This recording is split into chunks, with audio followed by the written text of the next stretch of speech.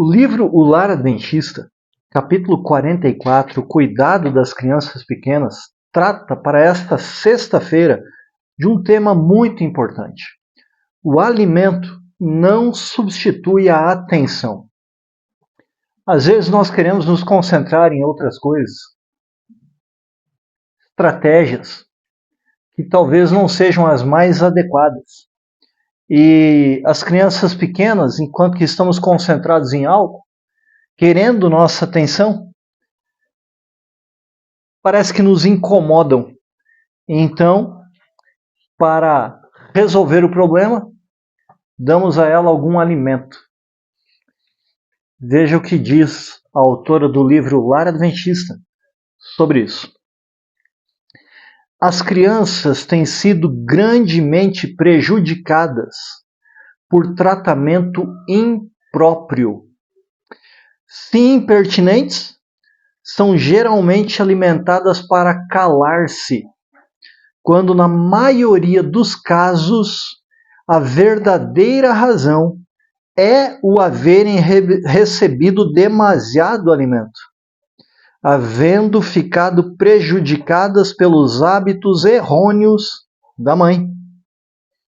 E aqui eu diria que não é somente a mãe, o pai também, quando está em casa e deveria dar atenção aos seus filhos pequenos, aos seus filhos em modo geral, se concentra em outras atividades e a criança então o perturba, abre aspas e fecha aspas, o incomoda, porque ele não quer dar atenção para o filho, a mãe não quer dar atenção para o filho, querem se concentrar em outras atividades e, consequentemente, concentrando-se em outras atividades, para aquietar a criança, dão algo para ela comer.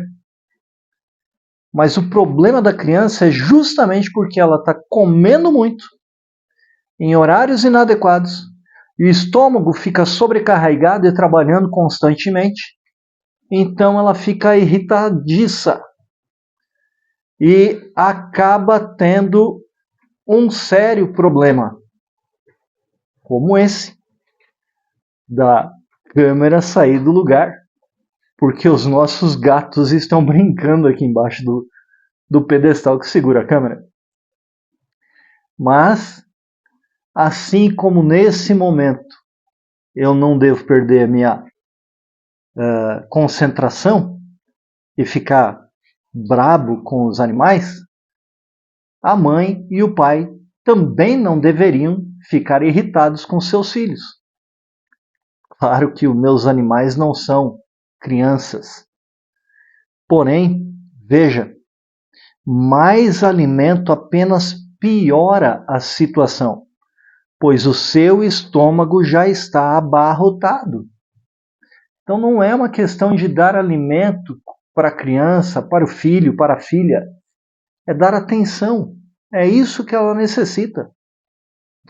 As crianças são geralmente criadas desde o berço para satisfazerem ao apetite. E lembre-se, o primeiro casal errou, caiu em pecado, desobedeceu a Deus por causa do apetite, para satisfazerem o apetite. E se as crianças são ensinadas que vivem para comer, porque tem que satisfazer o apetite, então o que ela aprende? Eu tenho que comer, eu tenho que comer, eu tenho que comer. A mãe faz muito para a formação do caráter dos filhos na infância. E ela pode ensiná-los a controlar o apetite.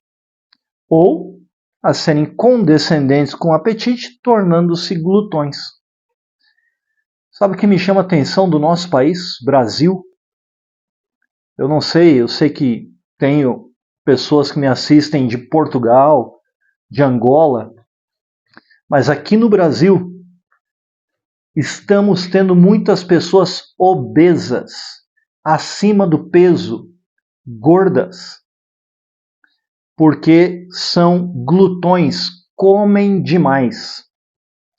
A mãe muitas vezes faz planos para umas tarefas durante o dia, e quando as crianças a incomodam, em vez de tomar tempo para amenizar-lhes as suas pequenas mágoas e distraí-las, o que acontece? Dá-lhes às vezes de comer para que se aquietem, o que responde ao propósito por algum tempo, mas torna consequentemente a coisa pior, porque a criança adoece, fica febril, e aí chora, reclama e mais, abre aspas, incomoda, fecha aspas, a mãe ou o pai. O estômago das crianças foi sobrecarregado com alimento, quando não tinha dele a mínima necessidade, não precisava se alimentar, já estava satisfeito. Mas para a mãe ou para o pai não ficarem incomodados, dão lá alguma coisa para a criança comer. Continuando aqui a leitura, tudo o que se necessitava era um pouco do tempo e da atenção da mãe. Apenas talvez um abraço, um carinho, um oi, meu filho. Sim, meu filho. Talvez isso seria o suficiente. Mas ela considerou o seu tempo como demasiado precioso para devotá-lo ao interesse das crianças. Meu tempo fazendo outras atividades é muito mais importante do que uma atenção para a criança.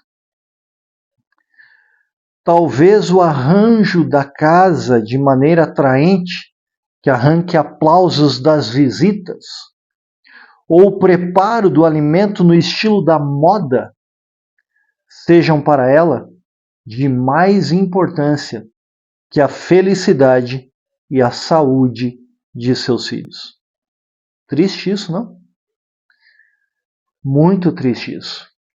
Quero lhes recomendar a leitura da Palavra de Deus, a Bíblia Sagrada, o último livro do Antigo Testamento, livro de Malaquias, e o último capítulo, Malaquias capítulo 4. Você vai encontrar ali um texto sobre o que deve acontecer quando Jesus Cristo voltar para executar o seu juízo sobre a terra como Rei dos Reis e Senhor dos Senhores. Mas como Deus é bondoso e misericordioso, os últimos versos de Malaquias capítulo 4, versículos 5 e 6, que é o que eu recomendo para você ler, apenas 2 versículos, falam que antes de Jesus Cristo executar o seu juízo sobre a terra, virá o profeta Elias. E o profeta Elias, que está no céu, não é ele que virá literalmente, mas é um povo que obedece a Deus, que tem a mesma incumbência que Elias teve de resgatar a adoração ao verdadeiro Deus, resgatar a obediência aos mandamentos de Deus. Inclusive eu gostaria de ler aqui Malaquias capítulo 4, o verso 4. Depois você lê os versos 5 e 6.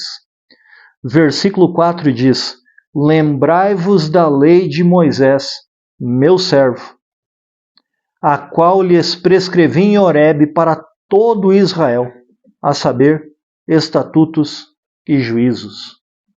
O profeta Elias vai resgatar a verdadeira adoração a Deus, fazendo com que as pessoas obedeçam aos seus mandamentos.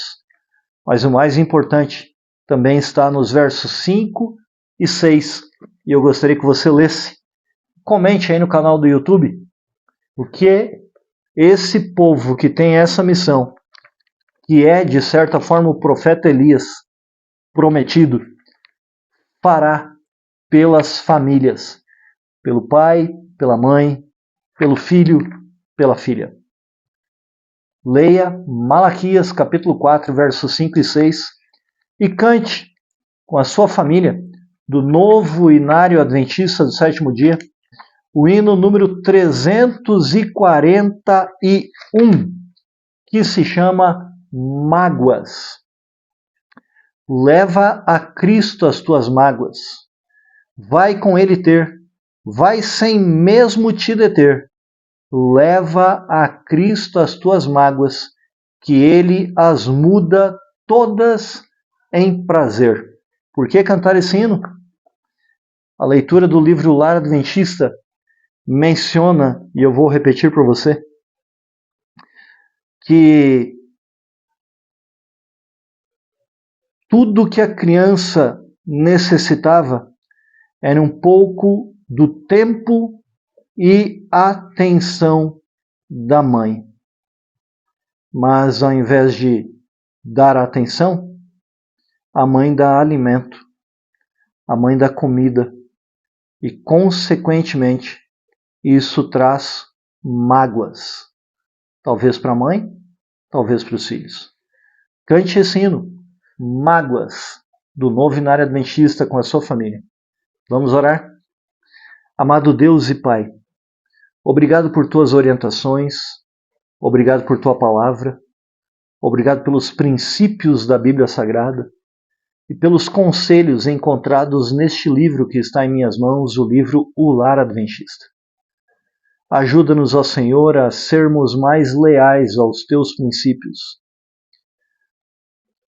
Que o teu Espírito Santo nos capacite a darmos a devida atenção às crianças, para que elas sejam alegres, felizes, compreensivas e saudáveis.